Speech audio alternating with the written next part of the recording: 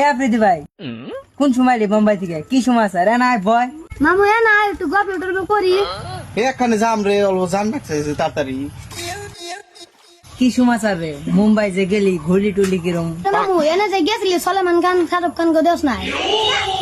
এই অনেক শাহরুখ খান সলমান খান দিন দুপুরে ঘুরে ওরাই মানুষের হাতে মানুষ দেখাইলো কেরে সলমান খান ফিল্ম করা যায়, শাহরুখ খান ফিল্ম করা যায়। আমার হাতে কয়দিন দেখাইলো আর ফিল্ম করা যায়, মানুষ দেখাইলো কয় ফিল্ম টিল্ম করা যাসনি। আমি গেছি যাই দেখি ফিল্ম করা গেছে। আমি কইলাম তুই কেরে সলমান খান কোন যাস, ফিল্ম করা গেল। আর মেন কথা কি হলো দেখ, শাহরুখ খানের বাড়ির সামনে গেছি আমি, শাহরুখ খান আমার ডাইকে নিয়ে চা খেলে দেখছা। ওরে বাবা তুই তো শাহরুখ খান দেখছ। আর মেন কথা কইতে শরম লাগতেছে না, ওটা কইবে নি মন ধরতেছে না বাচ্চা। হে কি কি কি কোন আর কর দেখ তোরা যদি কইতেছ তাহলে কই মাইরি। আমি গেছি শাহরুখ খানের বেড়ে গেছি, আই যেদিন শুনছে যে আসামে থেকে আইসি আমি বুঝছা। কয় বলে আমার কিছু খেলা শিখে দিয়ে যাও আসামে। কি করবো, দুইটা খেলা শিখে দিয়েছি। কি কি খেলাই খেয়েছে কোনা দেখ কি কি খেলাই খেয়েছে। দেখ ও আমি দুইটা খেলা শিখাইছি, একটা বউ ছোয়াছুই আর একটা কুতকুত খেলা শিখাইছি আমি।